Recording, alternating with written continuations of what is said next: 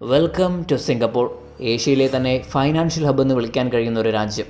ഇന്ന് ഇന്ത്യ ഉൾപ്പെടെ വ്യത്യസ്തങ്ങളാർന്ന രാജ്യങ്ങളിൽ നിന്ന് പല ആളുകളും ഇങ്ങോട്ടേക്ക് മൈഗ്രേറ്റ് ചെയ്യുന്നു. PR എടുത്ത് പലരും ഇവിടെ വളരെ സന്തോഷത്തോടെയാണ് ജീവിക്കുന്നത്. ഇന്ന് ലോകത്തിലെ തന്നെ ഏറ്റവും അധികം ലിറ്ററസിയുള്ള രാജ്യവും ഡെവലപ്ഡ് നേഷനും കൂടാതെ ഹൈ ഫെസിലിറ്റീസും ഇന്ന് സിംഗപ്പൂരിലുണ്ട്. കൂടാതെ ഒരു മനുഷ്യന് എന്തെല്ലാമാണോ വേണ്ടത് അതെല്ലാം ഇന്ന് സിംഗപ്പൂരിൽ ലഭ്യവുമാണ്. എന്നാൽ സിംഗപ്പൂരിൻ്റെ ചരിത്രം ഇങ്ങനെ ആയിരുന്നില്ല. സിംഗപ്പൂർ എന്ന ഈ ഒരു ഐലൻഡിനും ഒരു ഡാർക്ക് ഹിസ്റ്ററിയുണ്ട്. 1965 മലേഷ്യയിൽ നിന്നും വിഭജിക്കപ്പെട്ട ഈ ഒരു ഐലൻഡിൻ്റെ അവസ്ഥ വളരെ പരിതാപകരമായിരുന്നു.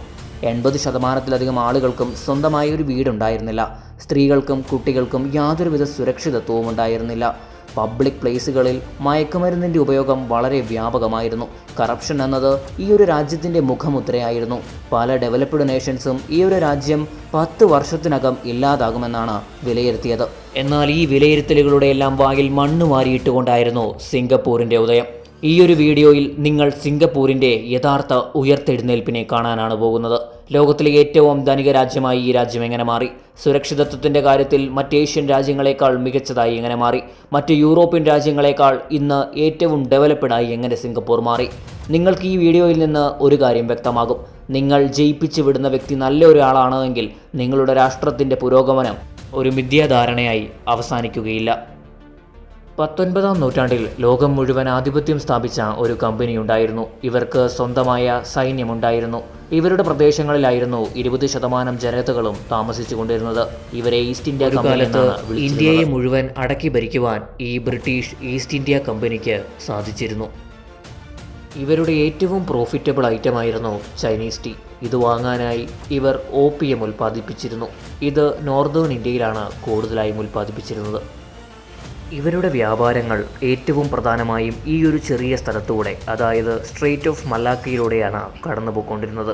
ഇതിലൂടെ തന്നെ ഏകദേശം 50%-ലധികം പ്രോഫിറ്റ് ഇവർക്ക് ബിൽഡ് ചെയ്യാൻ കഴിഞ്ഞു.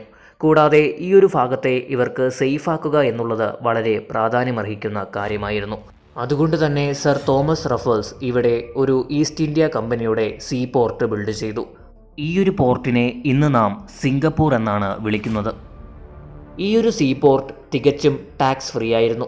ഇന്ത്യ, ചൈന, മറ്റ് യൂറോപ്യൻ പ്രദേശങ്ങളിൽ നിന്നും വ്യത്യസ്തങ്ങളാർന്ന ഷിപ്പുകൾ ഇങ്ങോട്ടേക്ക് വരാൻ തുടങ്ങി. വ്യാപാരികളെ സംബന്ധിച്ചിടത്തോളം ഈ ഒരു സീ പോർട്ട് അവർക്ക് ലാഭം കൊയ്യാനുള്ള ഒരു മാർഗമായി മാറി. 1867 വ്യാപകമായി സിംഗപ്പൂരിൻ്റെ പ്രാധാന്യം വർദ്ധിച്ചു. എന്നാൽ ആന്തരികമായി സിംഗപ്പൂർ തകരുകയായിരുന്നു. ഇന്റേണൽ കോൺഫ്ലിക്റ്റ് കൺട്രോൾ ചെയ്യാൻ ആരും തന്നെ ഇവിടെ ശ്രമിച്ചിരുന്നില്ല. എന്നാൽ 2ാം ലോക മഹായുദ്ധത്തിൽ ജപ്പാൻ ഈ ഒരു പ്രദേശത്തെ മുഴുവനായി ഇല്ലാതാക്കിയെന്ന് നമുക്ക് പറയാൻ കഴിയും. അവരുടെ അറ്റാക്ക് മൂലം തന്നെ സൗത്ത് ഈസ്റ്റ് ഏഷ്യയുടെ ഈ ഒരു പ്രദേശം ഒരു ശവകുടീരമായി മാറി. ബ്രിട്ടൻ ആണെങ്കിലും യാതൊരുവിധ സഹായവും ഇവർക്ക് നൽകിയില്ല. ഇതിൻ്റെ എല്ലാം ഫലമായി ഒരു രാഷ്ട്രീയ നേതാവ് ഉയർത്തെഴുന്നേറ്റ് വന്നു. ഇദ്ദേഹത്തെയാണ് ലീ ക്വാങ് യു എന്ന് നാം വിളിക്കുന്നത്. അതെ, ഇന്നത്തെ സിംഗപ്പൂരിൻ്റെ യഥാർത്ഥ സൃഷ്ടാവ്. ഒരു ലോയറായാണ് ഇദ്ദേഹം സേവനമനുഷ്ഠിച്ചിരുന്നത്. 1954 പീപ്പിൾസ് ആക്ഷൻ പാർട്ടി എന്ന ഒരു പാർട്ടി ഇദ്ദേഹം രൂപീകരിച്ചു. അതിനുശേഷം ഒരു രാഷ്ട്രീയ പ്രവർത്തകൻ എന്ന നിലയിൽ ഇദ്ദേഹം സിംഗപ്പൂരിൽ വളരെയധികം ഫേമസ് ആയി. ഇദ്ദേഹം ഭരണത്തിലെത്തി 5 വർഷത്തിനു ശേഷം മലയ 2ആയി വിഭജിച്ചു. ഇതിൻ്റെ അർത്ഥം സിംഗപ്പൂരും മലേഷ്യയും നേരത്തെ ഒന്നായിരുന്നു. പിന്നീട് 1965 സിംഗപ്പൂരിന് മലേഷ്യയിൽ നിന്നും ഇൻഡിപെൻഡൻസ് ലഭിച്ചു. ഈ ഒരു വിഭജനത്തിൻ്റെ ഏറ്റവും പ്രധാന കാരണം ഇൻറ്റേർണൽ കോൺഫ്ലിക്റ്റുകളായിരുന്നു. സിംഗപ്പൂർ എന്ന ഈ ഒരു രാജ്യത്ത് വളരെയധികം ഇൻറ്റേർണൽ കോൺഫ്ലിക്റ്റുകൾ ഉണ്ടായിരുന്നുവെന്ന് ഞാൻ നേരത്തെ പറഞ്ഞുവല്ലോ. ഇപ്പോൾ ഇത് ഒരു രാജ്യമായി മാറിയിരിക്കുന്നു. ഇവിടെയുള്ള ആളുകൾക്ക് എന്ത് ചെയ്യണമെന്നറിയില്ല, ജോലിയില്ല, 80% ആളുകൾക്കും വീടുകളില്ല, സുരക്ഷിതത്വവുമില്ല. ലീയുടെ മുന്നിലെ വെല്ലുവിളികൾ വളരെ വലുതായിരുന്നു. രാജ്യത്തിൻ്റെ വികസനത്തിന് സാമൂഹിക അസ്ഥിരതകളെ തുടച്ചു മാറ്റുക എന്നത് അനിവാര്യമാണ് എന്ന് അദ്ദേഹത്തിന് മനസ്സിലായി. ഫ്രീഡം ഓഫ് സ്പീച്ചിൽ അദ്ദേഹം റിസ്ട്രിക്ഷൻ കൊണ്ടുവന്നു. സർക്കാരിനെതിരെ സംസാരിക്കുന്നവരെ അറസ്റ്റ് ചെയ്തു. ഡ്രഗ് ഉപയോഗിക്കുന്നവരെ, പബ്ലിക്കലി വയലൻസ് നടത്തുന്നവരെ, ഈവൻ ചൂയിങ്കം ചവച്ച് തുപ്പുന്നവരെ പോലും അദ്ദേഹം വളരെയധികം ശിക്ഷിച്ചു. ചെറിയ തെറ്റുകൾക്ക് പോലും വളരെ ക്രൂരമായ ശിക്ഷകൾ നൽകി. ഈ നയങ്ങളുടെ എല്ലാം ഭാഗമായി രാഷ്ട്രീയവും സാമൂഹികവുമായ പല പ്രശ്നങ്ങളും എന്നേക്കുമായി സിംഗപ്പൂരിൽ നിന്നും ഇല്ലാതായി. ഇത് വെറുമൊരു ആരംഭം മാത്രമായിരുന്നു. സിംഗപ്പൂരിൻ്റെ രണ്ടാമത്തെ ഏറ്റവും പ്രധാന പ്രശ്നം ഹൗസിംഗ് ആയിരുന്നു. ഞാൻ നേരത്തെ സൂചിപ്പിച്ചതുപോലെ 80% ആളുകൾക്കും സ്വന്തമായ ഒരു വീടുണ്ടായിരുന്നില്ല. ഈ ഒരു പ്രശ്നം പരിഹരിക്കാൻ ലീ ഒരു ഗവൺമെൻറ് ലോ പാസാക്കി. ഇതുപ്രകാരം ഗവൺമെൻറ്റിന് ഏതൊരു സ്ഥലവും തുച്ഛമായ വിലയ്ക്ക് വാങ്ങാൻ കഴിയും. അതിനുശേഷം ഗവൺമെൻറ് ആയിരിക്കും ആ ഒരു പ്രദേശത്ത് വീടുകൾ പണിയുക. സാധാരണക്കാരായ ജനങ്ങൾ ഈ വീടുകൾ വാങ്ങുക എന്നതായിരുന്നു അടുത്ത ടാസ്ക്.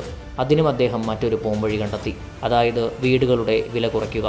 വീടുകളുടെ വില കുറയുമ്പോൾ സാധാരണമായി ആളുകൾക്ക് വളരെ പെട്ടെന്ന് തന്നെ വീടുകൾ വാങ്ങുവാൻ കഴിയും. ചെറിയ വേതനമുള്ള ആളുകൾക്ക് പോലും വളരെ പെട്ടെന്ന് തന്നെ വീടുകൾ വാങ്ങാൻ കഴിയും. കൂടാതെ ഗവൺമെൻറ്റിൻ്റെ ധനസഹായവും. അങ്ങനെ 80%-ലധികം ആളുകൾക്കും സ്വന്തമായി വീടുണ്ടായി, അതും 10 വർഷത്തിനുള്ളിൽ. സിംഗപ്പൂരിൻ്റെ രണ്ടാമത്തെ ഏറ്റവും വലിയ പ്രശ്നമായിരുന്നു ജോലികൾ. നാച്ചുറൽ റിസോഴ്സസോ ട്രേഡിങ്ങോ അന്ന് സിംഗപ്പൂരിന് ലഭിച്ചിരുന്നില്ല. തൊഴിലവസരങ്ങൾ ഉണ്ടാക്കേണ്ടതിന് സിംഗപ്പൂരിൽ വ്യത്യസ്തങ്ങളാർന്ന പുറം രാജ്യ കമ്പനികൾ വരേണ്ടത് അത്യാവശ്യമാണെന്ന് അദ്ദേഹത്തിന് മനസ്സിലായി. ഇതിൻ്റെ ഫലമായി ടാക്സസും റെസ്ട്രിക്ഷൻസും അദ്ദേഹം വളരെയധികം കുറച്ചു. അതുകൂടാതെ തന്നെ അടുത്ത 10 വർഷത്തേക്ക് സിംഗപ്പൂരിലേക്ക് വരുന്ന ഏതൊരു കമ്പനിക്കും യാതൊരുവിധ ടാക്സും നൽകേണ്ടതില്ല എന്ന് അദ്ദേഹം അനൗൺസ് ചെയ്യുകയുണ്ടായി. ഈ നയങ്ങളുടെ എല്ലാം ഫലമായി സിംഗപ്പൂരിൽ തൊഴിലില്ലായ്മ അടുത്ത 10 വർഷത്തിനകം സീറോയായി. കൂടാതെ 13%-ലധികം ഗ്രോത്ത് റേറ്റും സിംഗപ്പൂരിൽ കാണാൻ സാധിച്ചു. സിംഗപ്പൂരിൻ്റെ മൂന്നാമത്തെ ഏറ്റവും വലിയ പ്രശ്നമായിരുന്നു കറപ്ഷൻ. കൈക്കൂലി വാങ്ങി തൻ്റെ വ്യക്തി താൽപ്പര്യങ്ങൾ സംരക്ഷിക്കുവാൻ പല സർക്കാർ ഉദ്യോഗസ്ഥരും ശ്രമിച്ചിരുന്നു. ഇതിൻ്റെ ഫലമായി അദ്ദേഹം കൈക്കൂലി വാങ്ങുന്നവർക്ക് തൂക്കുകയർ എന്ന രീതിയിൽ നിയമങ്ങൾ പാസാക്കി. ഇതിൻ്റെ ഫലമായി ലോ കറപ്റ്റഡ് നേഷൻ ആവാൻ സിംഗപ്പൂരിന് സാധിച്ചു. ഇന്ന് പുറത്തുനിന്ന് വളരെയധികം വിശ്വസ്തയോടെയാണ് ഇൻവെസ്റ്റേഴ്സ് സിംഗപ്പൂരിനെ അപ്രോച്ച് ചെയ്യുന്നത്. കൂടാതെ ഗവൺമെൻറ് ഉദ്യോഗസ്ഥരുടെ സാലറിയും ഇന്ന് സിംഗപ്പൂരിൽ വളരെ ഹൈ ആണ്. രാജ്യത്തിൻ്റെ വികസനത്തിന് ഹ്യൂമൻ ക്യാപിറ്റലിൻ്റെ പ്രാധാന്യം അദ്ദേഹത്തിന് മനസ്സിലായിരുന്നു. ഇതിൻ്റെ ഫലമായി അദ്ദേഹം വിദേശത്തു നിന്നും പലരെയും കുട്ടികളെ പഠിപ്പിക്കുവാൻ വേണ്ടി ഇവിടെ നിയമിച്ചു.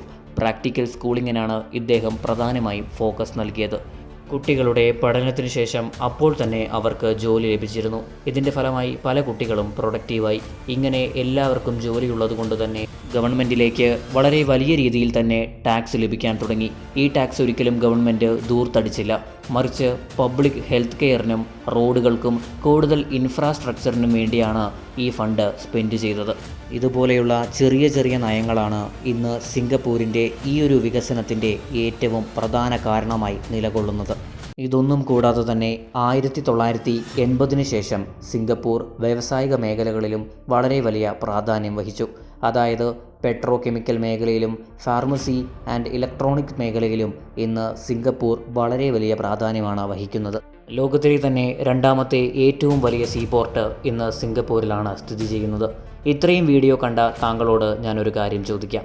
ഇന്ന് ഈ സിംഗപ്പൂർ എന്ന രാജ്യത്തിൻ്റെ വികസനത്തിൻ്റെ മൂലകാരണം ആരാണ്? നിസ്സംശയം നമുക്ക് പറയുവാൻ കഴിയും, ഈ രാജ്യത്തെ സ്വന്തം ജീവനേക്കാൾ സ്നേഹിച്ച ഒരു ലീഡർ മൂലമാണ് ഇന്ന് സിംഗപ്പൂർ ഈ ഒരു അവസ്ഥയിലെത്തിയിരിക്കുന്നത്. ഇദ്ദേഹത്തിൻ്റെ നയങ്ങൾ ഒരുപക്ഷെ പുറം ലോകത്തിന് ഒരിക്കലും അംഗീകരിക്കാൻ കഴിയുന്നവയായിരിക്കില്ല. എന്നാൽ അത് സിംഗപ്പൂരിനെ സംബന്ധിച്ചിടത്തോളം വളരെയധികം പ്രാധാന്യമേറിയ ഒന്നായിരുന്നു. ഈ ഒരു വീഡിയോയുടെ അവസാനത്തിൽ ഞാൻ നിങ്ങളോടൊരു കാര്യം പറയുന്നു. നിങ്ങൾ ജയിപ്പിക്കുന്ന വ്യക്തി ആരാണ്, എന്താണ്, നിങ്ങളുടെ രാജ്യത്തിൻ്റെ വികസനമാണോ ആ വ്യക്തിയുടെ ലക്ഷ്യം എന്നറിഞ്ഞതിന് ശേഷം മാത്രം ഓരോ വോട്ടുകളും നൽകുക. ലീയെ പോലെയുള്ള ഒരു ലീഡർ നാളെ എൻ്റെ ഭാരതത്തിലും വരുമെന്ന് ഞാൻ പ്രതീക്ഷിക്കുന്നു. ഈ ഒരു വീഡിയോ നിങ്ങൾക്ക് ചെറിയ തോതിലെങ്കിലും ഇഷ്ടമായിട്ടുണ്ടോ എങ്കിൽ വീഡിയോയ്ക്ക് ഒരു ലൈക്ക് നൽകി ചാനൽ സബ്സ്ക്രൈബ് ചെയ്ത് നോട്ടിഫിക്കേഷൻ ബെൽ ഓളിൽ എനേബിൾ ചെയ്യുവാനും വീഡിയോ പരമാവധി കൂട്ടുകാരുമായി ഷെയർ ചെയ്യുവാനും നിങ്ങളുടെ അഭിപ്രായങ്ങളും നിർദ്ദേശങ്ങളും കമൻറ്റുകളായി രേഖപ്പെടുത്തുവാനും മറക്കരുത്. മറ്റൊരു ഇൻട്രസ്റ്റിംഗ് വീഡിയോയുമായി ഞാൻ വീണ്ടും വരുന്നതുവരേക്കും എന്നത്തെയും പോലെ thanks for watching and good bye.